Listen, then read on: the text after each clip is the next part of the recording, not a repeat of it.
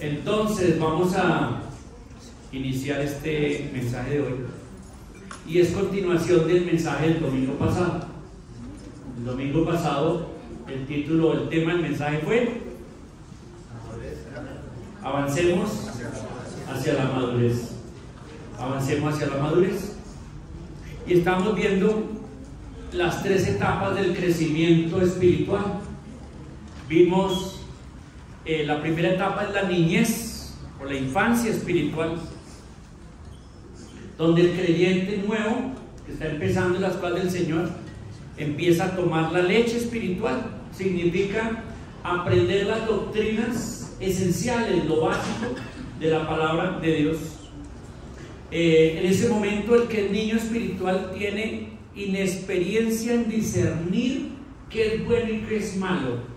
Se confunde y comete muchas equivocaciones todavía en la niñez espiritual. Y por otro lado, otra característica de la niñez espiritual es que es inestable. Emocional y espiritualmente, el niño en Cristo es inestable e influenciable, puede ser engañado fácilmente. Pero el creyente va creciendo y llega a la adolescencia o a la juventud espiritual. Y en la adolescencia y la juventud espiritual, ya en ese momento está discerniendo mejor, está en el ejercicio del discernimiento, porque está creciendo y tomando alimento más sólido. Ya dejó la leche y está tomando alimento sólido, o sea, está creciendo en otras doctrinas importantes de la palabra de Dios y conociendo al Señor. Y cada día se hace más responsable, el que es adolescente o joven espiritualmente, y cada día es más responsable y empieza a asumir responsabilidades de ministerio y de servicio a otros. Ya no piensa tanto en sí mismo como empieza a pensar en otros. Y finalmente llega el creyente a la etapa de la madurez. Y en la etapa de la madurez espiritual, entonces ese creyente maduro tiene un conocimiento total y completo de la Escritura. No digo que entiende todo, pero sí tiene un conocimiento general de toda la Escritura, de toda la palabra de Dios. Y tiene las bases doctrinales para tomar decisiones. Toda decisión que toma está basada en la palabra de Dios. Cada situación que juzga está basada en la palabra de Dios. No hace nada sin primero discernir en la palabra de Dios. Esa es la madurez espiritual. Y es hábil, también es hábil para hablar palabras de sabiduría, como el apóstol Pablo dijo: hablamos sabiduría entre los que hemos alcanzado madurez. Entonces el maduro espiritualmente habla de manera sabia palabras de sabiduría, tiene su discernimiento bien entrenado y bien equilibrado, y por lo tanto tiene una vida estable y va creciendo y va en adelante. Eso es como un pequeño resumen de lo que vimos la vez pasada en las etapas del crecimiento cristiano. Y lo estuvimos estudiando especialmente en Hebreos, ¿verdad? Capítulo 5, versículo 14 hasta el capítulo 6, versículo 3, esa porción que nos habla de cómo algunos se habían quedado niños por años, porque en lo humano es imposible quedarse niño, siempre uno crece, pero el espiritual sí se puede quedar uno niño espiritualmente y no crecer. Y por eso en Hebreos 6:1 el autor dice: vamos adelante a la perfección, vamos adelante a la madurez. Y ese es el título del mensaje la vez pasada, fue vamos adelante a la madurez. Y hoy voy a añadir no solamente al título vamos adelante a la madurez, sino que el camino hacia la madurez es el crecimiento. Y vamos a enfocarnos en el tema del crecimiento, porque sin crecimiento no hay madurez. No llegamos a ser creyentes maduros y estables sin crecimiento. Y nos preguntamos qué herramientas o qué elementos necesitamos para el crecimiento espiritual. ¿Qué necesitamos? Un niño, ¿qué necesita para crecer? Alimento bueno, nutritivo, entre frutas, verduras, proteínas, líquido, una alimentación, una dieta adecuada Porque si no tiene una dieta adecuada, se puede atrofiar su crecimiento. ¿Qué más necesita además de la dieta de alimentación? Necesita aprender a dormir bien, las horas requeridas. Necesita ejercicio, ejercitarse, el deporte. También necesita el seno de una familia y recibir amor, y que sea emocionalmente, esté alimentándose y creciendo. Necesita una iglesia. Un niño necesita una iglesia, por eso nos encantan los niños. Están en sus salones ahora en su escuela dominical. Ellos están recibiendo también de parte de la iglesia, en la parte espiritual, su crecimiento. Todo eso necesita un niño para su desarrollo. Sus amigos, su familia, sus juguetes, un montón de cosas que necesita para su crecimiento normal, para que crezca normalmente. Entonces nos preguntamos, yo me pregunté, ¿qué necesita un cristiano para crecer? ¿Cuáles son los elementos del crecimiento? Entonces, ¿qué hice? Agarré mi Biblia y empecé a buscar todos los versículos que hablaran del crecimiento y la madurez, y qué elementos habían ahí importantes. Y llegué a la conclusión de que había 3 elementos importantes que les quiero compartir hoy, de 3 versículos claves. Vamos a abrir nuestras Biblias en el primer versículo clave de esta mañana, Efesios capítulo 4, versículo 15. Abren sus Biblias, Efesios 4, 15.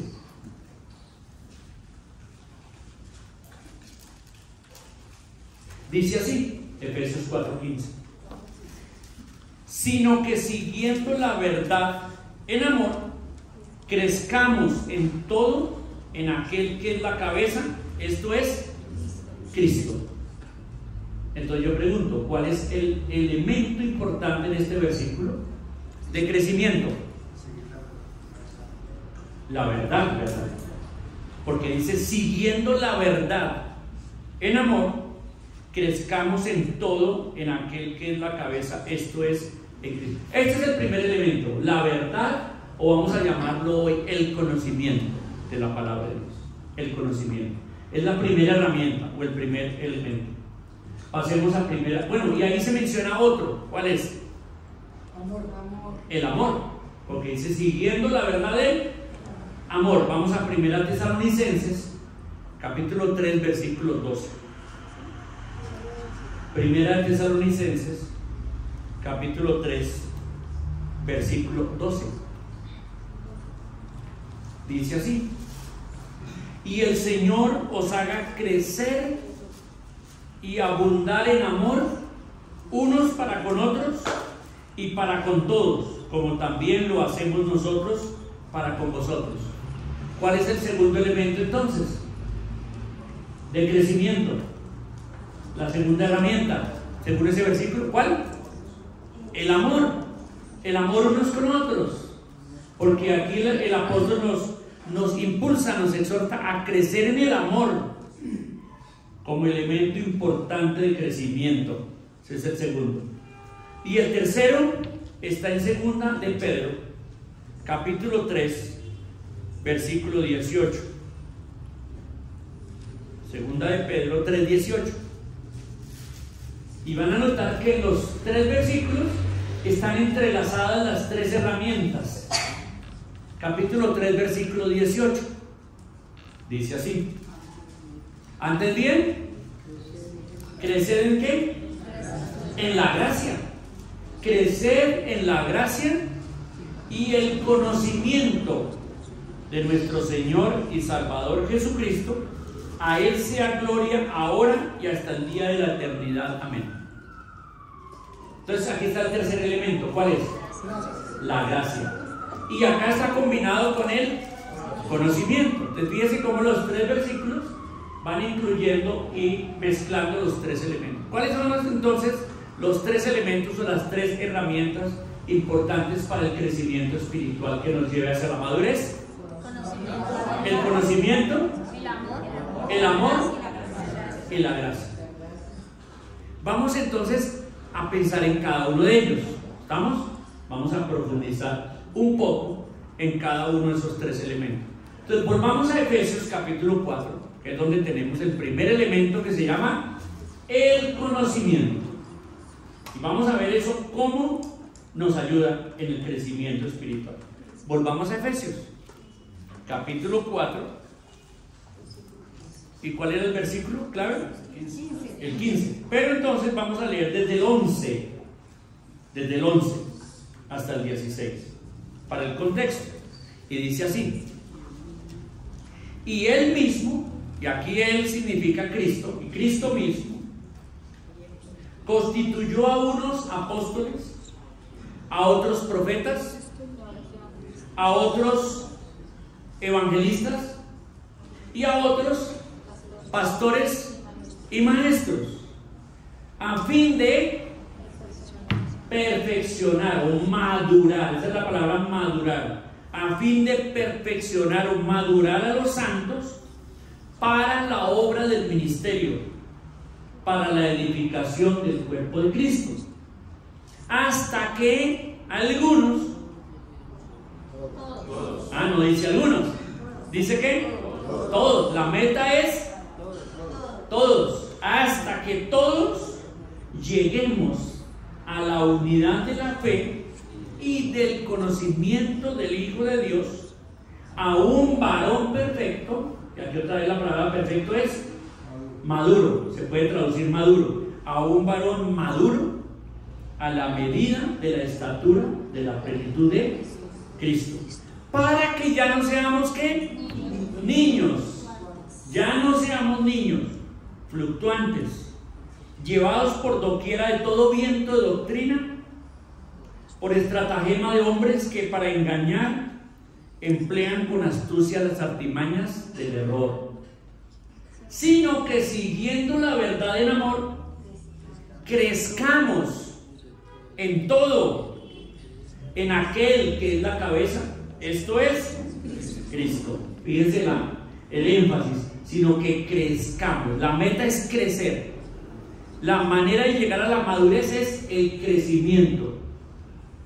Versículo 16, en quien todo el cuerpo, bien concertado y unido entre sí por todas las coyunturas, que se ayudan mutuamente, según la actividad propia de cada miembro, recibe su crecimiento para ir edificándose en amor. Mira que ahí están las tres, ¿verdad? Las tres también como la clave para el crecimiento. Y el deseo de Dios es que ¿cuántas personas crezcamos? Todos. O en alguna familia quiere que los niños se queden niños para siempre.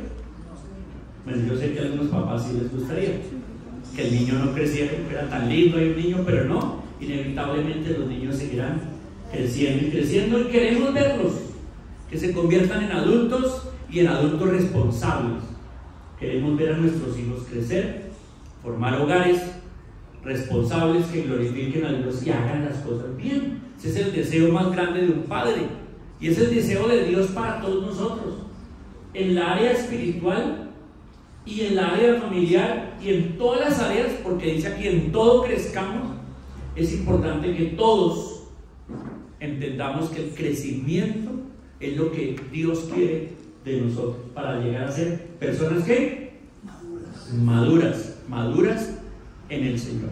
Varias cosas de apuntar acá en este pasaje.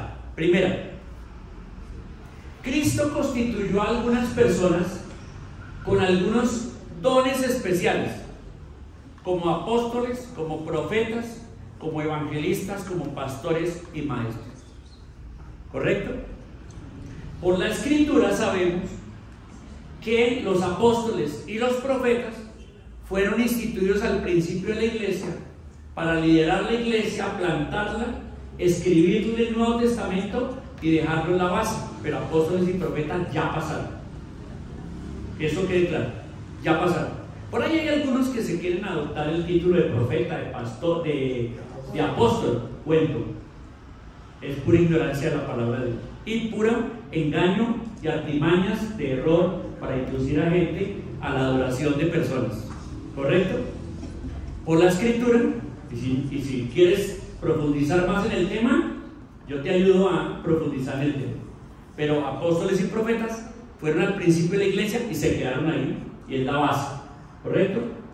Pero también constituyó unos evangelistas. Y tenemos acá en la iglesia uno que ya sabemos que es un evangelista tremendo, ¿verdad? Mi hermano Luis David, que tiene un ministerio de evangelismo bastante fuerte, trabajando en los centros de rehabilitación y donde el Señor lo ponga. Y esos evangelistas. Pero también hay pastores y maestros. En mi caso, el Señor me dio el don de pastor y maestro. Y seguramente entre ustedes hay algunos que tienen el don de pastor y maestro, pero no han crecido y madurado. Pero específicamente estos pastores y maestros, dice aquí, fuimos dados a la iglesia, ¿para qué? Para ayudar a la iglesia a crecer. La función de un pastor y un maestro, como en mi caso, mi llamado y mi don es ayudar a los hermanos a crecer. Si ustedes no crecen, ¿qué pasa con mi trabajo? Está mal, está frustrado, no estoy haciendo mi tarea, o ustedes son muy testarudos. Y yo sí hago mi tarea, pero ustedes no crecen. Pero aquí dice, ¿verdad? El pastor y maestro está para ayudar a la iglesia. ¿Cuántos? Otra vez, el énfasis es todos, que todos crezcamos en la madurez espiritual, porque la madurez espiritual nos va a dar esa clase de vida que Dios quiere y desea para nosotros y para nuestras familias. Tener mejores padres, mejores esposas, mejores hijos y formar familias que glorifiquen a Dios y mejores siervos en la iglesia del Señor. Entonces fíjense que aquí está claro que Dios ha dado herramientas y personas y ayudas para ayudarnos a crecer, para que los creyentes no seamos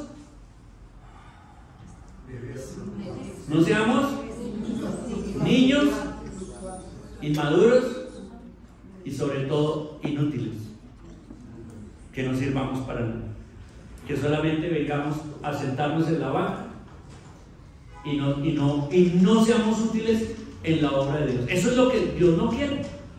Si alguien está en ese puesto solamente de ser oidor, de sentarse en la banca y de no crecer, es niño. Y la idea es que todos maduremos, todos crezcamos. Y aquí no estamos hablando de la edad física, porque puede haber aquí una persona de 60 o 70 años, un niño espiritual, y puede haber aquí un joven de 20 o 30 años maduro espiritualmente.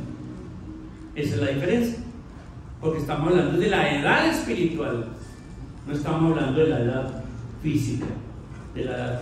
Es el desafío. La meta es que todos alcancemos la madurez, pero entonces la clave aquí está en que la herramienta, ¿cuál es? La verdad, o sea, el conocimiento de la palabra de Dios. Es decir, que la herramienta importante para el crecimiento, la primera herramienta es estudiar la Biblia. Así de sencillo.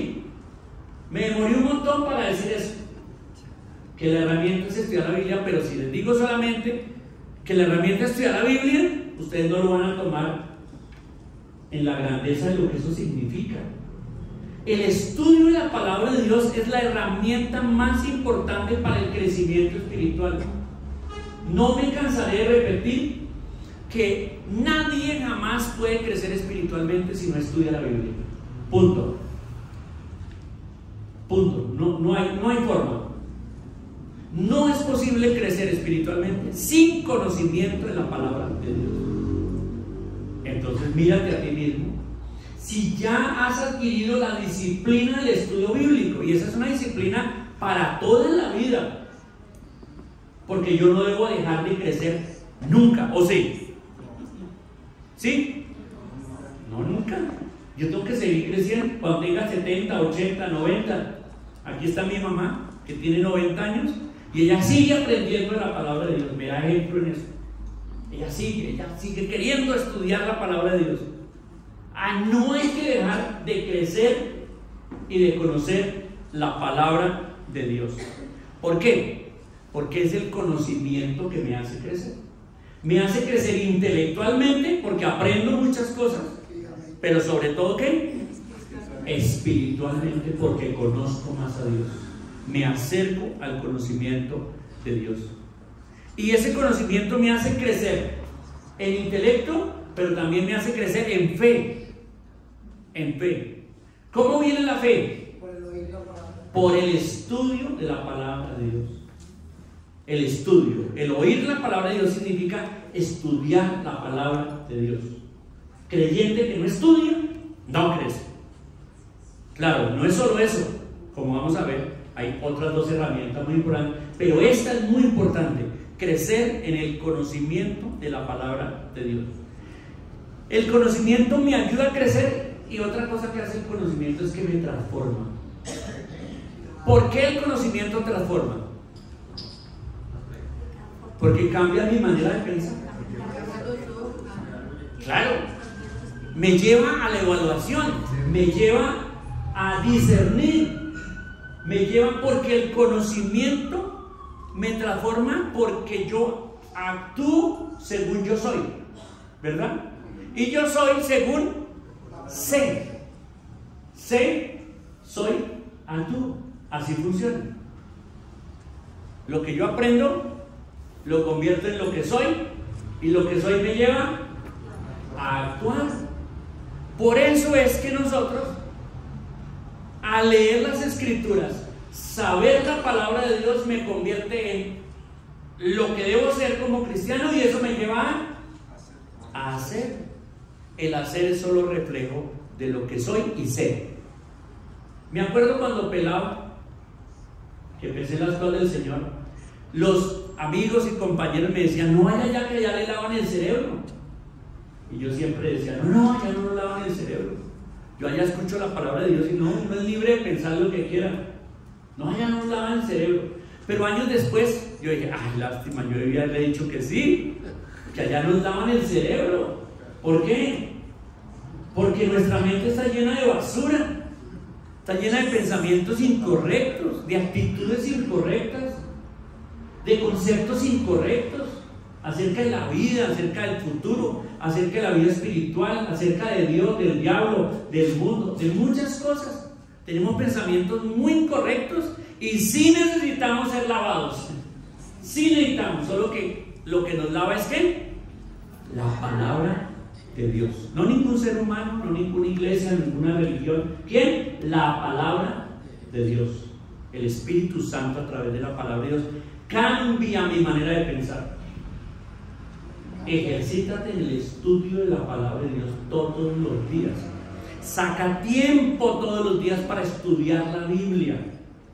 Por eso es que nos encanta Emaús, el instituto bíblico que impulsamos desde aquí a muchas iglesias, no solamente en Colombia, sino en el mundo entero, porque son herramientas para estudiar la Biblia, porque nosotros sabemos, los maestros y pastores sabemos, que sin estudio de la palabra de Dios no hay crecimiento, no hay crecimiento. Yo no sé cómo repetirles otra vez más: sin estudiar la palabra de Dios no hay crecimiento, no hay crecimiento.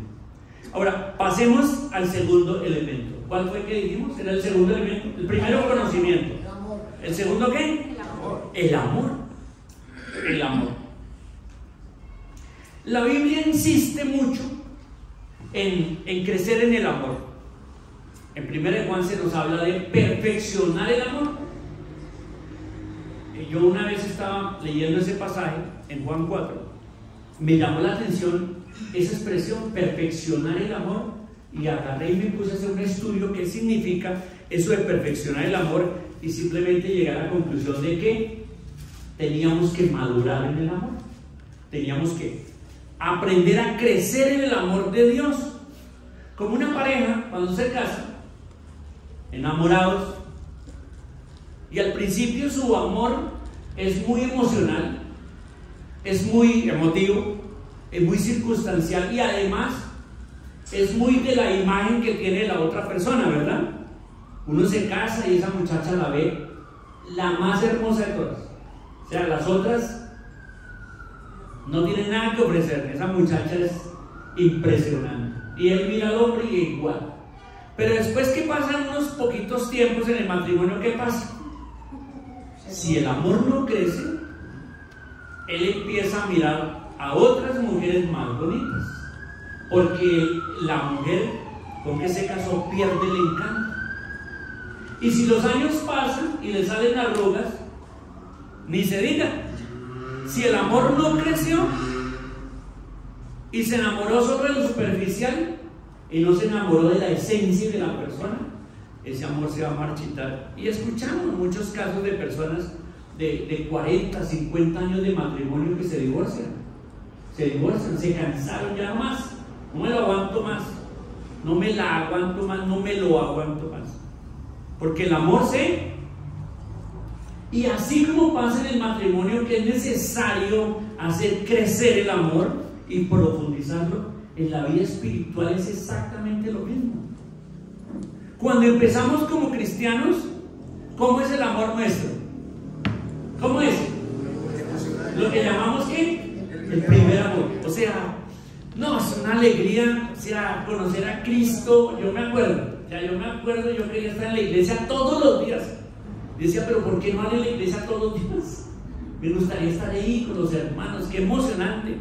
Y abría la Biblia y yo me la quería comer toda, o sea, leérmela toda, el primer amor. Y quería aprenderme todos los himnos y quería hacer todo. Estaba lleno del amor de Dios, ese primer amor. Pero ¿qué pasa con ese amor a través del tiempo? Si no crezco en ese amor, ¿qué va a pasar? Me enfrío. Hasta algunos pierden tanto su amor de Dios que vuelven otra vez al mundo y se dejan conquistar del amor del mundo, porque el amor del mundo también atrae, compite por nuestro corazón. Satanás compite por el amor nuestro para que no amemos a Dios, sino que amemos a Él y el mundo, aunque se presenta como ángel de luz, ¿verdad? Entonces, el amor es otro elemento importante en el crecimiento. ¿Por qué? Porque si yo crezco en el conocimiento, pero no crezco en el amor, ¿qué va a pasar?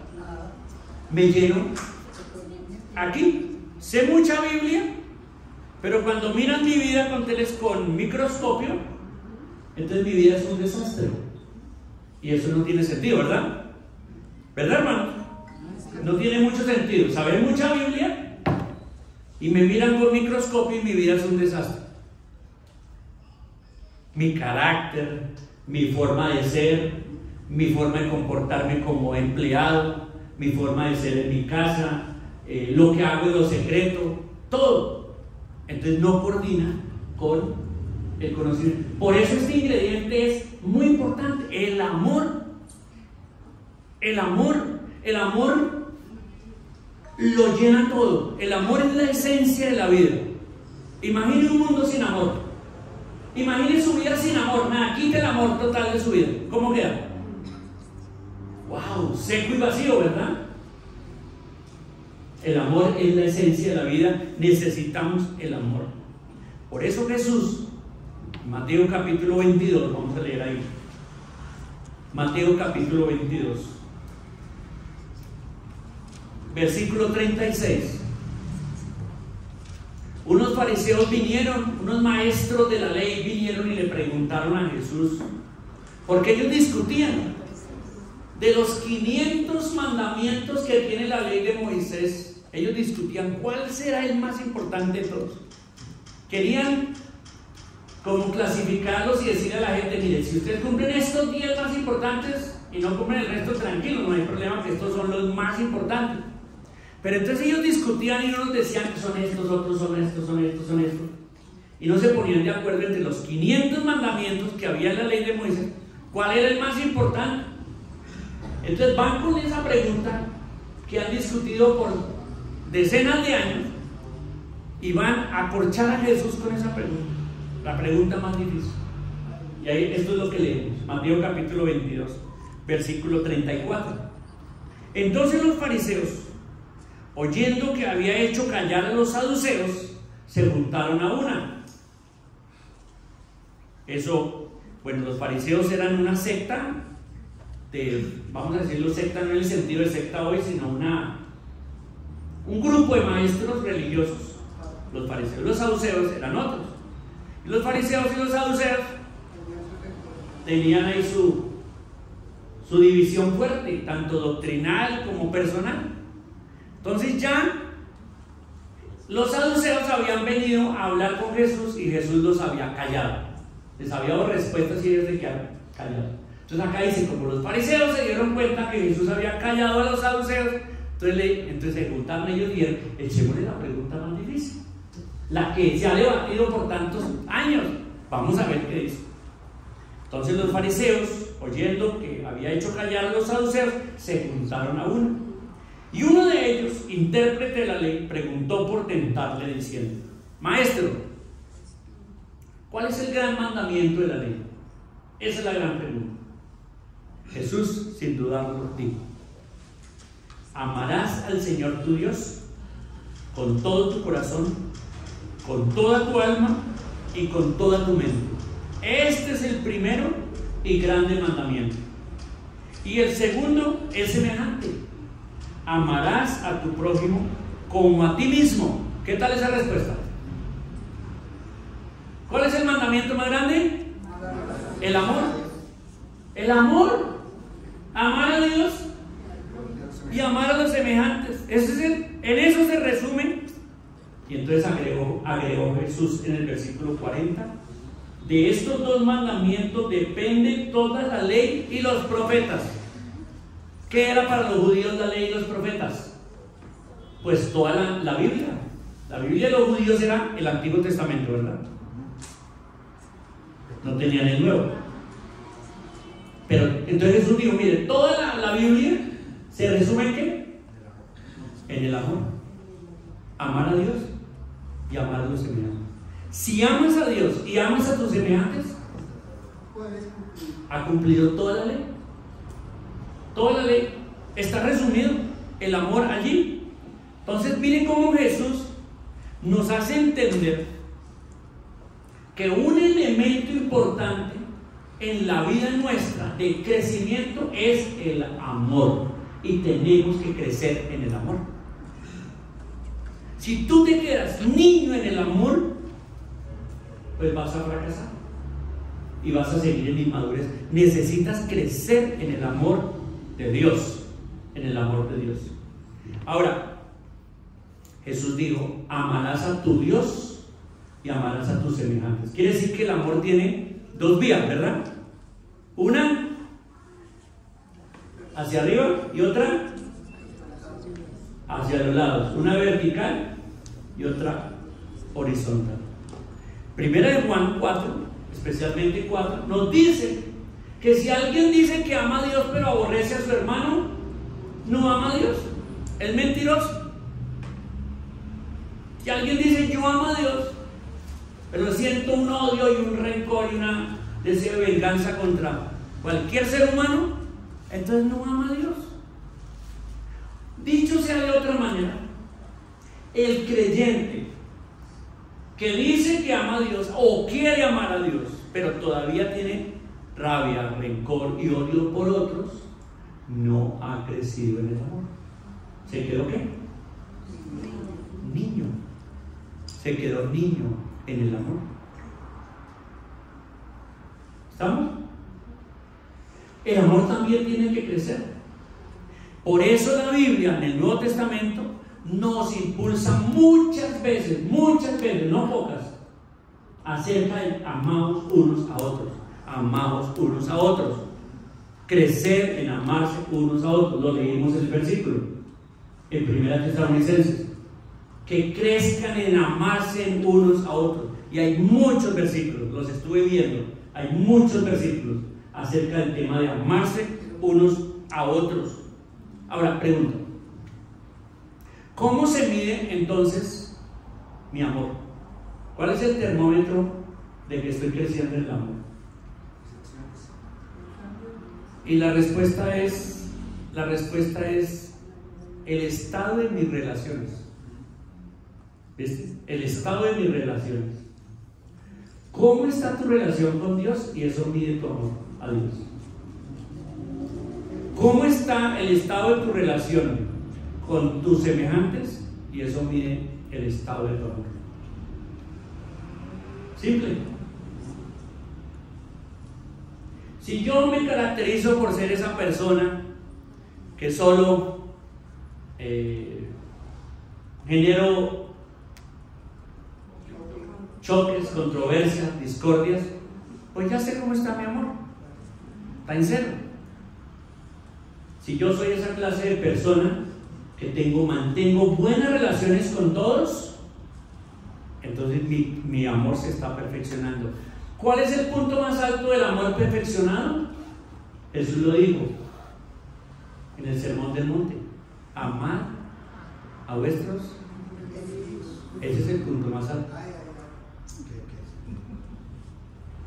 La persona que ha madurado tanto en el amor es capaz de ¿qué? Amar a su enemigo. Tanto que el enemigo es enemigo mío, pero yo soy amigo de él. Ese es el amor maduro, ¿verdad? Lo digo otra vez. Él es enemigo mío, pero yo soy amigo de él. Oro por él. Y si me da oportunidad de hacerle bien, le hago bien. Oro por él. Y tengo todo mi corazón para ayudar a esa persona, esa que se considera mi enemigo.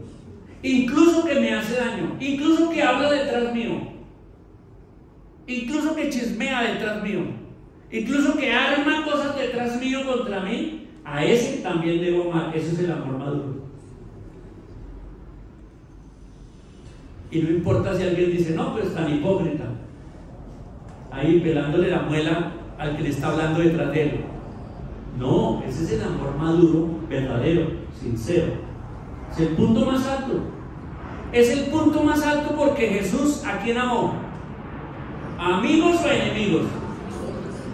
Éramos enemigos de Dios y hacíamos todo en contra de Dios, ignorantes de la palabra de Dios. No habíamos crecido en el conocimiento de la palabra de Dios.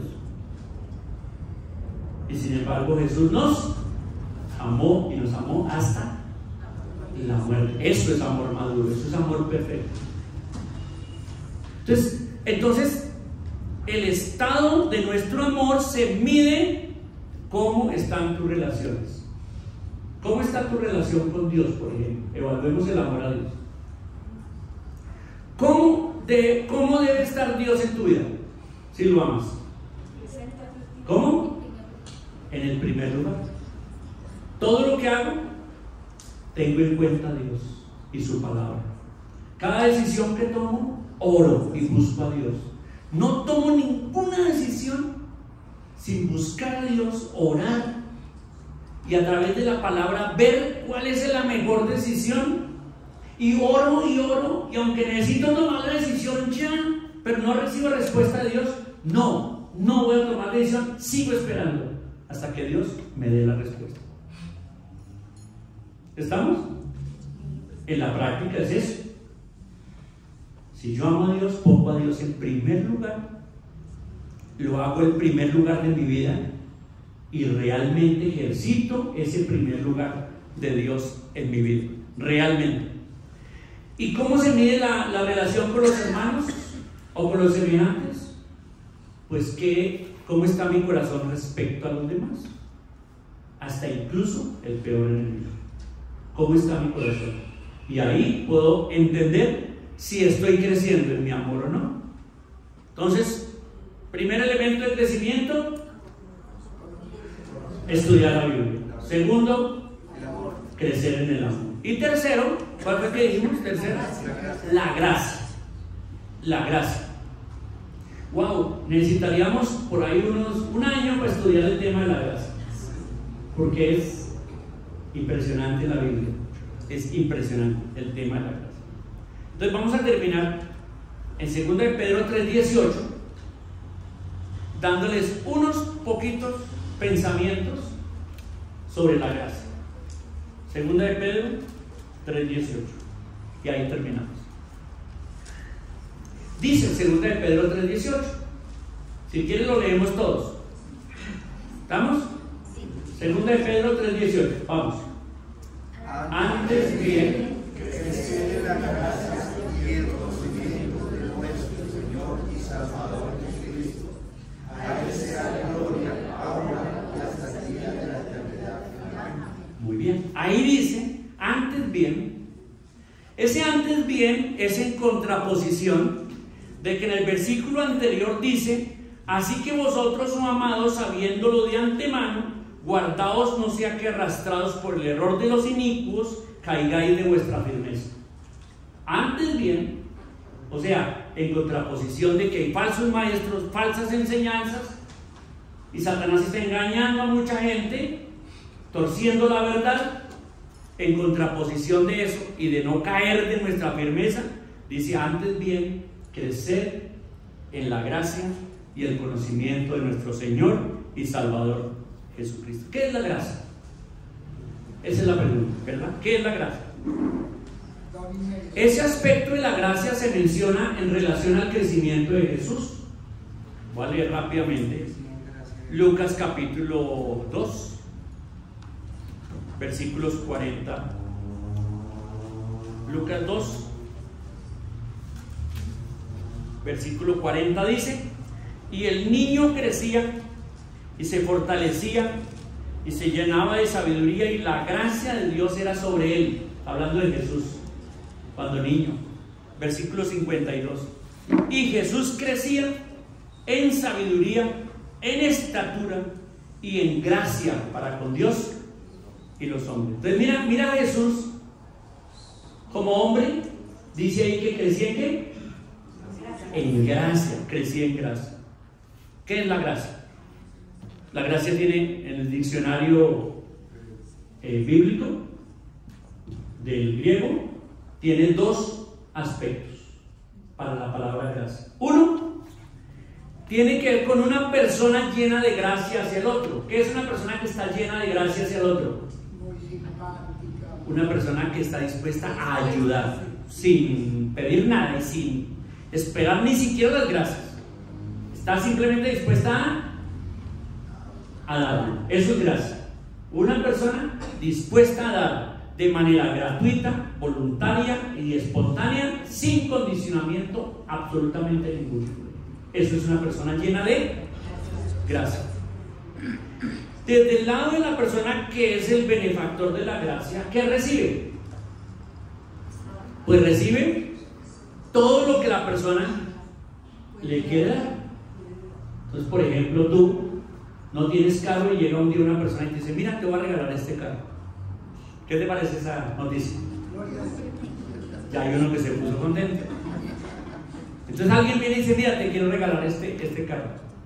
Y te da el carro y te hace papeles, porque tiene que hacer papeles, ¿no? Si no hace papeles, ya, traspaso, tú, listo. La persona está llena de gracia. ¿Y la persona qué recibió? Gracia. Esos son los dos aspectos de la gracia. Lo estoy explicando de la manera más sencilla posible. Una persona llena de gracia que da, y una persona que recibe de pura gracia, sin costo, sin condicionamiento. Yo te regalo este carro, pero me tienes que lavar el mío todos los días. Ah, no, ya eso no es gracia. Ya no es gracia, ¿vale? Ya no es gracia. Ya es un intercambio. Ya es negocio. Tú me das, yo te doy. Ya eso no es gracia. La gracia es algo que se da de manera gratuita, libre, espontánea y sin condiciones. Entonces, ¿quién es la persona de mayor gracia? Jesucristo. ¿Qué hizo? Dio la vida. ¿Por quiénes? Estos horribles pecadores. Yo el primero entre todos. Soy el más pecador acá entre todos. ¿Saben por qué? Porque tengo más años, entonces más pecados acumulados. Por mí, el peor de todos, Jesucristo me dio su gracia. Entonces la Biblia dice que la salvación es por gracia, no es por obras. Yo no puedo hacer nada para ganar la salvación, porque estoy, como dicen los pelados, en la inmunda. Estoy mal, estoy grave. No tengo posibilidad de ganar la salvación. Entonces el Dios de toda gracia me da su salvación por pura gracia. Y yo la acepto por la fe. Por la fe. La fe es el vehículo para recibir la gracia de Dios. Pero por otro lado está la persona que recibe la gracia. El que recibe la gracia se hace benefactor. ¿Cómo se siente usted cuando le dieron el carro gratuitamente y sin ninguna condición? ¿Cómo se siente? Increíble, no sé, ¿alguien le ha pasado eso acá? ¿Ya recibió un carro de pura gracia? Hay unos que están esperando el carro de pura gracia, pero seguramente han recibido muchas cosas en la vida de pura gracia, de otras personas, no de Dios, de otras personas que le han, ¿sí? Aunque sea un regalo en Navidad, usted no ha dado nada, pero a usted le han dado. ¿Cómo se siente la persona? Muy dichosa y feliz. ¿Y qué hace con el regalo que le dan? ¿Qué va a hacer usted con el carro? No, pues lo vende y me gasto toda esa plata. Me voy para un viaje, ¿sí? No. Generalmente lo que hace es que el carro lo usa y lo disfruta para su familia, ¿verdad? Uy, qué lindo. Podemos ir todos en carro, ya no más Transmilenio. Ya vamos todos en carro, ya podemos salir también a la sabana, pasear por acá. ¡Ah, qué chévere! Entonces, lo que se dio de gracia termina en ¿qué? En bendición. Y hay un versículo acá que sí me interesa que lo leamos todos.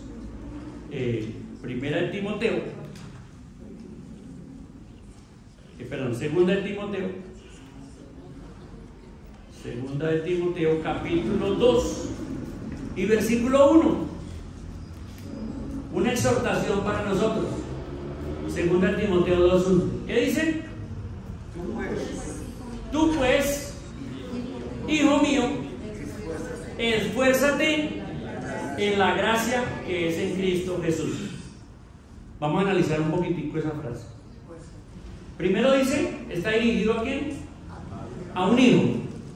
En este caso es ¿quién? Pablo a Timoteo. Pero lo vamos a tomar nosotros, Dios a nosotros hoy nos dice, esta palabra es para ti hoy de parte de tu Padre Dios, que te dice, hijo mío, ¿correcto? ¿Cuál es la exhortación? Esfuérzate.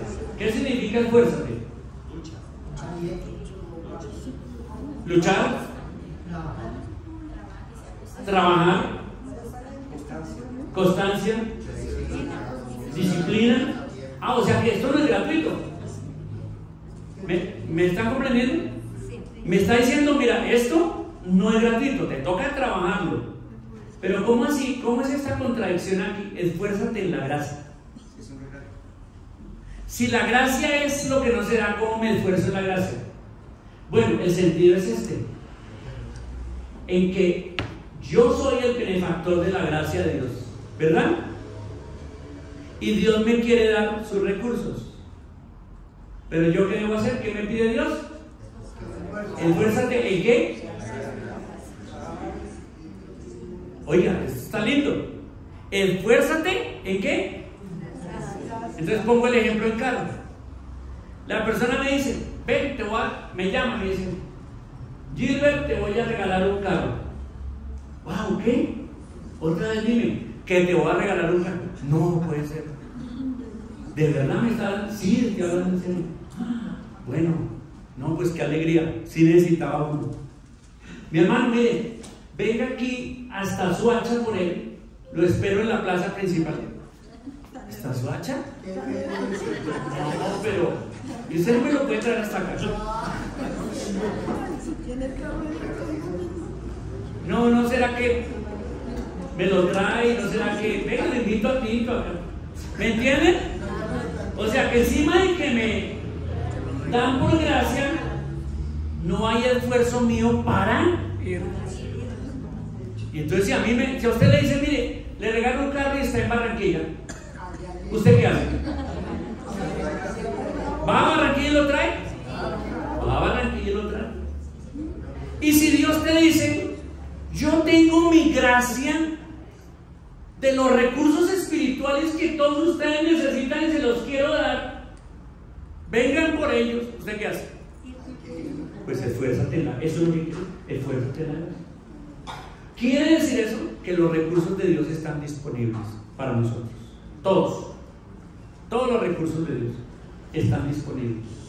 Su palabra, la oración, el Espíritu Santo, la iglesia, los dones, el conocimiento y seguir las promesas de Dios, la fortaleza. Yo puedo seguir la lista aquí hasta las 6 de la tarde.